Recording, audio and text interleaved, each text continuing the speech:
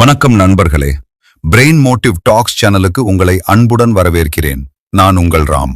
இன்னைக்கு நம்ம பேச போற விஷயம் வெறும் பேச்சு இல்ல நண்பா. இது ஒரு நெருப்பு. உங்க மனசுக்குள்ள ரொம்ப நாளா பூட்டி வச்சிருக்கிற ஒரு எரிமலை.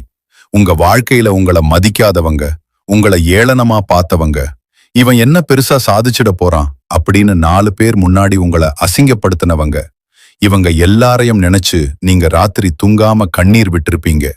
நான் என்ன தப்பு பண்ணேன், ஏன் இவங்க இப்படி பண்றாங்க அப்படின்னு உங்க மனசாட்சி கிட்ட நீங்க 1000 வாட்டி கேட்டிருப்பீங்க. அந்த வலி, அது சாதாரண வலி இல்ல நண்பா. அது உங்க சுயமரியாதைய யாரோ ஒருத்தன் செருப்பால மிதிக்கிற வலி. இன்னைக்கு அந்த வலிக்கு ஒரு முற்றுப்புள்ளி வைக்க போறோம். பழிவாங்குதல் என்பது என்ன? நம்மள யாராவது ஒருத்தன் காயப்படுத்திட்டா உடனே நமக்கு என்ன தோணும்? பதிலுக்கு 4 வார்த்தை கெட்ட வார்த்தையில திட்டணும், இல்லனா சட்டைய பிடிச்சு சண்டைக்கு போகணும்னு தோணும். ஆனா நண்பா, அது பழிவாங்குற முறையே கிடையாது. நீங்க அவங்க கூட சண்டை போடுறப்போ நீங்க அவங்க தரத்துக்கே இறங்கி போயிடுறீங்க. அவங்க ஜெயிச்சிட்டாங்கன்னு அர்த்தம். நிஜமான பழிவாங்குதல் எது தெரியுமா? உங்களை மதிக்காதவங்க, உங்களை கிண்டல் செஞ்சவங்க, உங்க வளர்ச்சிய பார்த்து அவங்க வயிறு எரியணும். அவங்க செஞ்ச தப்புக்காக அவங்களே வருந்தி, ஐயோ இவனை போய் தப்பா பேசிட்டோமேன்னு நினைச்சு ரத்த கண்ணீர் வடிக்கணும். அதுக்கு நீங்க கத்தி எடுக்க வேண்டாம், ரத்தம் சிந்த வேண்டாம். ஆச்சாரிய சாணக்கியர் ஒரு ரகசிய வித்தைய சொல்லி கொடுத்திருக்கார். அந்த வித்தைய நீங்க கத்துக்கிட்டா உங்களை மதிக்காத அந்த கூட்டம் உங்க காலடியில வந்து நிக்கும். அந்த ராஜதந்திரத்தை தான் இந்த வீடியோல நம்ம அக்கு வேற ஆணி வேற பார்க்க போறோம். மாற்றத்திற்கான அழைப்பு, தி டிரான்ஸ்ஃபர்மேஷன் கால். இந்த வீடியோவை ஏதோ ஒரு பொழுதுபோக்கு வீடியோ மாதிரி பார்க்காதீங்க. இது உங்களுக்கான தன்மான போர். உங்க வாழ்க்கையில நீங்க ஒரு ராஜாவா மாறப்போறதுக்கான முதல் படி. இந்த வீடியோல நான் சொல்ல போற ஒவ்வொரு வார்த்தையும் ஒரு வைரம் மாதிரி. ஒரு செகண்ட் ஸ்கிப் பண்ணா கூட உங்க வாழ்க்கைய மாத்த போற அந்த ஒரு முக்கியமான ரகசியத்தை நீங்க இழக்க நேரிடும். இன்னைக்கு இந்த நிமிஷத்துல இருந்து உங்க பழைய அவதாரம் முடிய போகுது. யாருக்கெல்லாம் வளைஞ்சு கொடுத்து, யாருக்கெல்லாம் நல்லவனா இருக்கணும்னு நீங்க ஆசைப்பட்டீங்களோ அந்த பாவம் பார்த்த குணத்தை இன்னைக்கு தூக்கி எறிய போறோம். சாணக்கியர் சொல்றாரு, மௌனமும் உதாசீனமும் தான் உலகத்திலேயே மிகப்பெரிய தண்டனை. அந்த தண்டனைய உங்க எதிரிகளுக்கு எப்படி கொடுக்கறது? அவங்க முன்னாடி உங்களை ஒரு வெற்றியாளனா எப்படி நிறுத்துறது? இத தெரிஞ்சுக்க நீங்க தயாரா? வீடியோவின் நோக்கம், த ப்ராமிஸ். வீடியோவோட எண்டுல நான் ஒரு 90 நாள் சேலஞ்ச் கொடுக்க போறேன். அந்த சேலஞ்சை நீங்க ஏத்துக்கிட்டா அடுத்த 3 மாசத்துல உங்களை மதிக்காதவங்க முன்னாடி நீங்க ஒரு கம்பீரமான மனுஷனா வந்து நிப்பீங்க. உங்க மௌனம் அவங்கள பைத்தியம் பிடிக்க வைக்கும். உங்க வளர்ச்சி அவங்கள கதற வைக்கும். தயாரா இருக்கீங்களா? உங்க லைஃப் மாறப்போகுது. உங்க மைண்ட் செட் மாறப்போகுது. வீடியோவை கடைசி வரைக்கும் பாருங்க.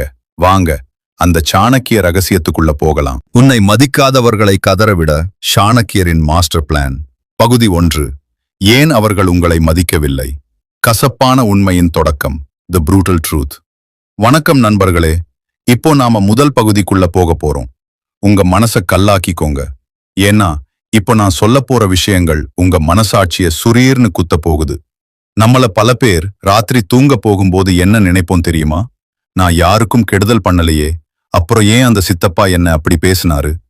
ஏன் என் கூட பிறந்தவனே என்ன மதிக்க மாட்டேங்கிறான்? நான் படிச்சவன் தானே, நான் நாகரீகமா தானே நடக்கிறேன், அப்புறம் ஏன் என்ன ஒரு ஓரமா உட்கார வைக்கிறாங்க? நண்பா, ஒரு கசப்பான உண்மைய உங்க முகத்துக்கு நேரா சொல்லவா? அவங்க உங்களை மதிக்காததுக்கு காரணம் அவங்க கிடையாது, நீங்க தான். ஆமா, நீங்க தான் அந்த அனுமதிய அவங்களுக்கு கொடுத்தீங்க. உங்களை மலிவாக்கிட்டீங்க. ஒரு வைரத்தை கொண்டு போய் குப்பை தொட்டியில போட்டா அது வைரம்னு தெரிஞ்சும் எவனாவது குனிந்து கும்பிடுவானா? மாட்டான். காலை வச்சு மிதிச்சிட்டு தான் போவான். நீங்க வைரமா இருக்கலாம், ஆனா நீங்க இருக்கிற இடம் குப்பை தொட்டி. உங்களை நீங்களே அப்படி மாத்திக்கிட்டீங்க. மலிவான தங்கம் மற்றும் அவைலபிலிட்டி, தி ஸ்கேர்சிட்டி பிரின்சிபல். ஏன் உங்களை மதிக்கல? முதல் காரணம், நீங்க ரொம்ப சீப்பா கிடைக்கிறீங்க. சாணக்கியர் ஒரு அருமையான விஷயம் சொல்றாரு. அளவுக்கு அதிகமான இனிப்பு இருந்தா அங்க எறும்பு மொய்க்கத்தான் செய்யும். நீங்க எல்லாருக்கும் நல்லவனா இருக்கணும்னு நினைக்கிறீங்க பாத்தீங்களா? அதுதான் உங்க முதல் பலவீனம். யாராவது கூப்பிட்டா உடனே போறது, விசேஷம்னா முதல் ஆளா போய் நின்னு வேலை செய்யறது, அவங்க தப்பு பண்ணா கூட சரி விடுங்க சொந்தந்தானேன்னு பல்ல காட்டிக்கிட்டு நிக்கிறது.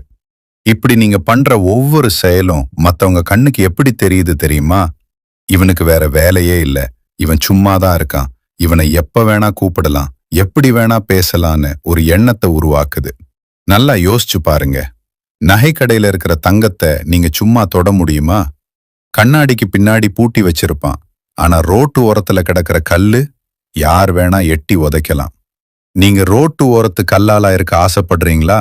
இல்ல அந்த கண்ணாடி பெட்டிக்குள்ள இருக்கிற தங்கமா இருக்க ஆசைப்படுறீங்களா? பட்டுப்பாய் அண்ட் கைண்ட்ஸ் முள் மெத்தை அடுத்தது ஒரு முக்கியமான உதாரணம். நீங்க ஒரு பட்டுப்பாய் மாதிரி இருக்கீங்க. பட்டுப்பாய் மென்மையா இருக்கும். விரிச்சு வச்சா எல்லாரும் வந்து படுப்பாங்க, அழுக்கு பண்ணுவாங்க, சுருட்டி ஒரு ஓரமா போடுவாங்க. ஏன்னா அது பட்டுப்பாய், அது யாருக்கும் வலிக்காது. ஆனா ஒரு முள் மெத்தைய யோசிச்சு பாருங்க.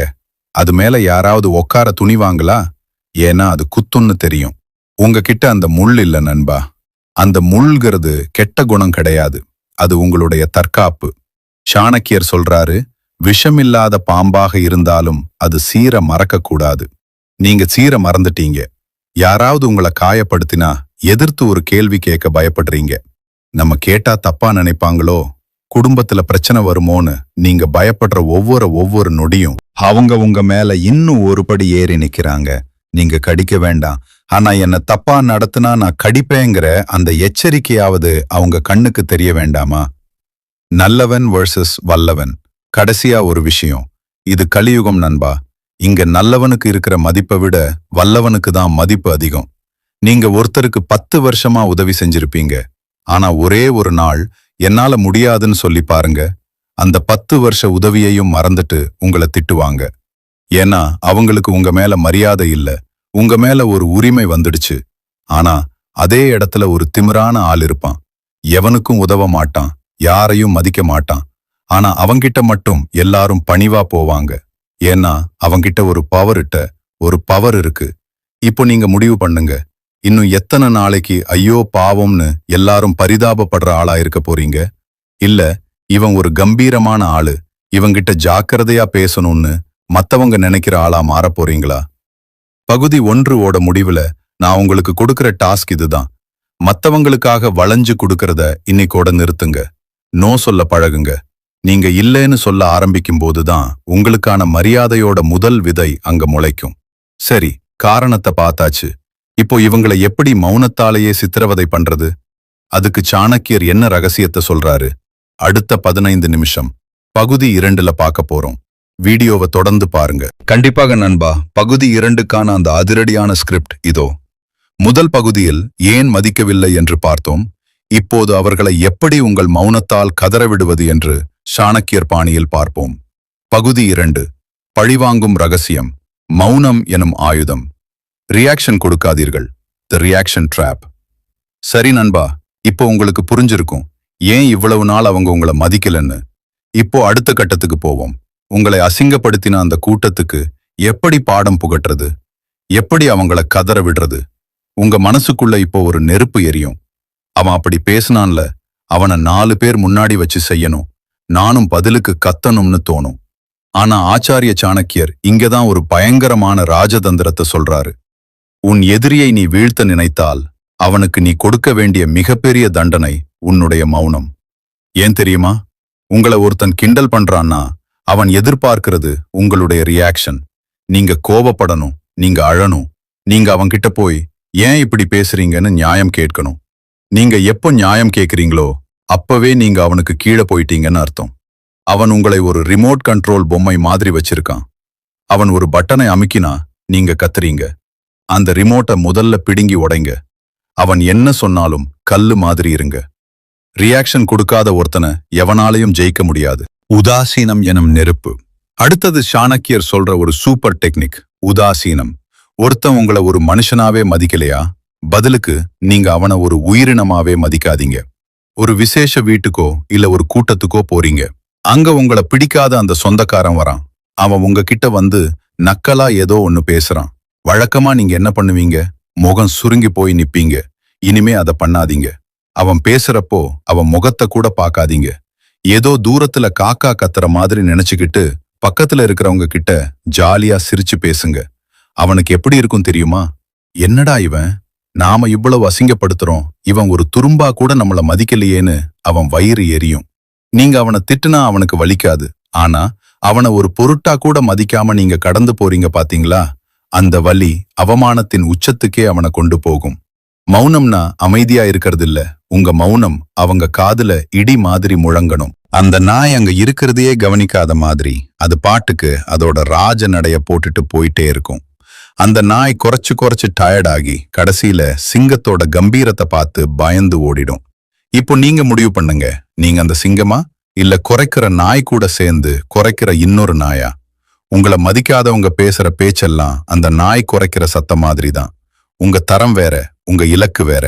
சாக்கடை மேல கல்லு எறிஞ்சா உங்க மேலதான் அழுக்குப்படும். அந்த சாக்கடைய கண்டுக்காம கடந்து போறதுதான் புத்திசாலித்தனம். உங்களுடைய அமைதி கோழைத்தனம் இல்ல, அது ஒரு மிகப்பெரிய போர் தந்திரம். மௌனத்திற்கு பின் ஒரு ரகசிய உழைப்பு. இந்த 15 நிமிஷத்தோட முடிவுல நான் உங்களுக்கு சொல்ற ரகசியம் இதுதான். மௌனமா இருக்கிறது மட்டும் பழிவாங்கல் ஆகாது. அந்த மௌனத்துக்கு பின்னாடி ஒரு பயங்கரமான உழைப்பு இருக்கணும். உங்க வாயை மூடிட்டு உங்க வேலையில இறங்குங்க. அவங்க உங்களை வேஸ்ட்னு சொன்னாங்களா, சொல்லிட்டு போகட்டும். அந்த கோபத்தை அப்படியே உங்க வெற்றி மேல காட்டுங்க. சாணக்கியர் சொல்றாரு, உன் திட்டங்களை மந்திரம் போல ரகசியமாக வை. நீங்க என்ன பண்ண போறீங்க, எப்படி ஜெயிக்க போறீங்கன்னு உங்க நிழலுக்கு கூட தெரியக்கூடாது. இப்போ மௌனமா இருக்க கத்துக்கிட்டோம்.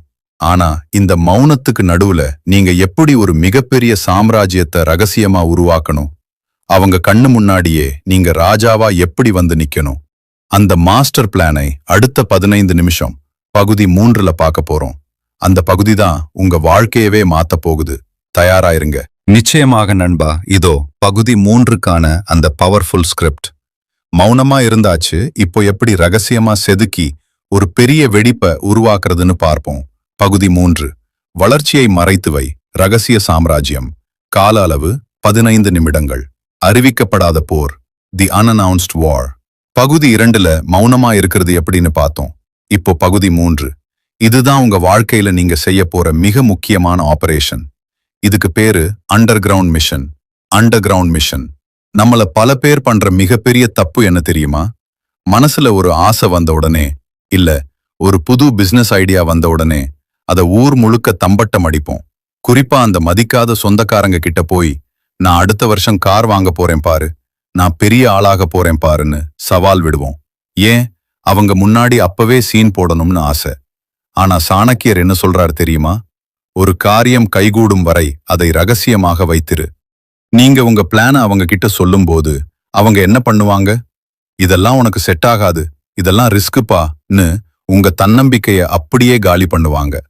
நீங்க ஜெயிக்கிறதுக்கு முன்னாடியே உங்க வெற்றி கனவை அவங்க கண் திருஷ்டியாலையும் எதிர்மறை எண்ணத்தாலையும் எரிச்சுடுவாங்க. இனிமே உங்க பிளான் உங்க நிழலுக்கு கூட தெரியக்கூடாது. இருட்டில் வளரும் விதை. ஒரு விதையை எடுத்து வெயில்ல வச்சா அது செடி ஆகுமா? ஆகாது. அது மண்ணுக்குள்ள யாருக்கும் தெரியாம இருட்டுல புதஞ்சு கிடந்தாதான் வேர் பிடிக்கும். உங்க லட்சியமும் அந்த விதை மாதிரிதான் நண்பா.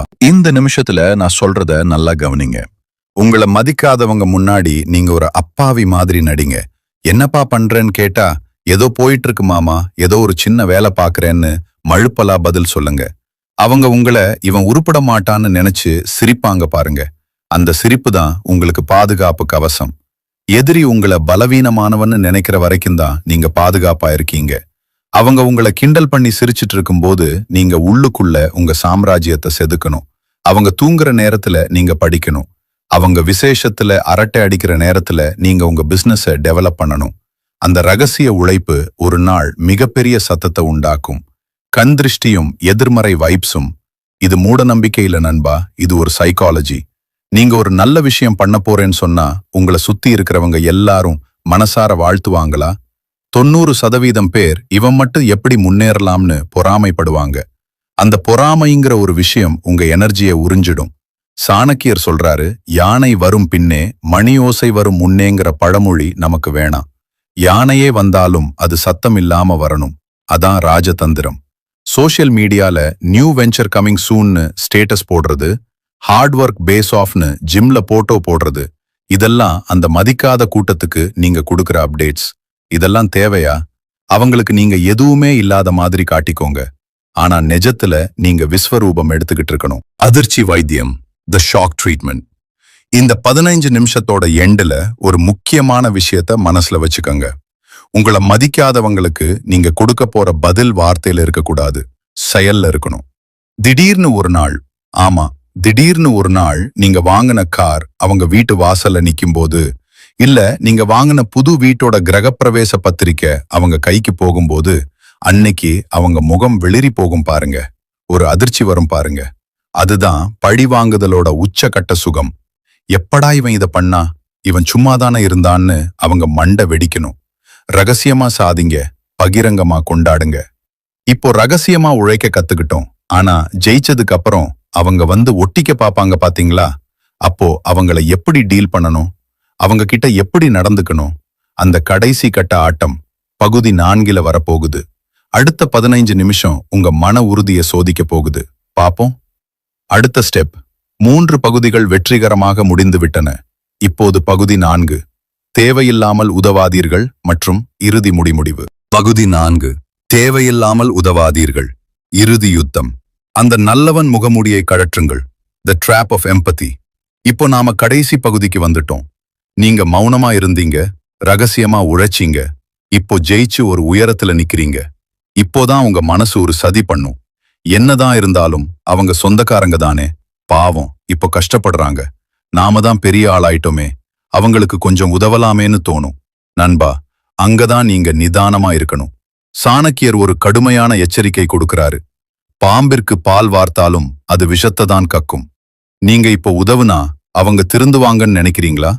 இல்ல நீங்க பணத்தை கொடுத்த உடனே, தம்பி அன்னைக்கு தெரியாம பேசிட்டேன்னு சினிமா படத்துல வர மாதிரி அழுதுட்டு மன்னிப்பு கேட்பாங்கன்னு நினைக்கிறீங்களா? நிஜ வாழ்க்கையில அது நடக்காது. நீங்க பணத்தை கொடுத்தா அவங்க வெளியே போய் என்ன சொல்லுவாங்க தெரியுமா? பாத்தியா, காசு வந்த உடனே இவனுக்கு எவ்வளவு திமிர், நம்ம கிட்டேயே வந்து சீன் போடுறான், பிச்சை போடுறான்னு மறுபடியும் உங்களதான் தப்பா பேசுவாங்க. நன்றி இல்லாத மனுஷங்களுக்கு நீங்க செய்யற உதவி சாக்கடையில ஊத்துற பன்னீர் மாதிரி. அது வீண். கர்மாவின் கணக்கு. த ஜஸ்டிஸ் ஆஃப் கர்மா. இன்னொரு விஷயத்த புரிஞ்சுக்கங்க. அவங்க இன்னைக்கு கஷ்டப்படுறாங்கன்னா அது அவங்க செஞ்ச கர்மா. ஒரு காலத்துல உங்களை ஏளனம் பண்ணி சிரிச்சாங்க இல்லையா?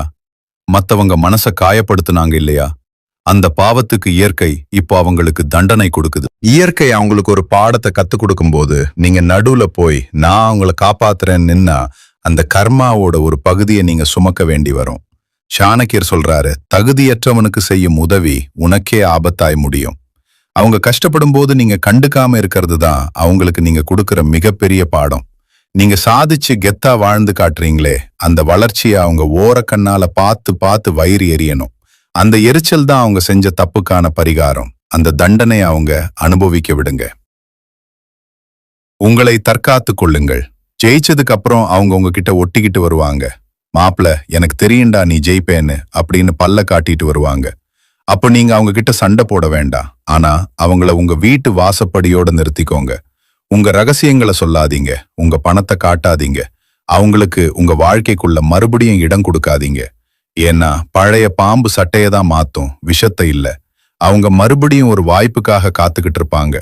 நீங்க ஒரு சின்ன சறுக்கல் சந்திக்கும் போது முதல் ஆளா வந்து மறுபடியும் உங்களை மிதிப்பாங்க. மன்னிக்கலாம், ஆனா மறக்க கூடாது. Forgive them, but never forget their names.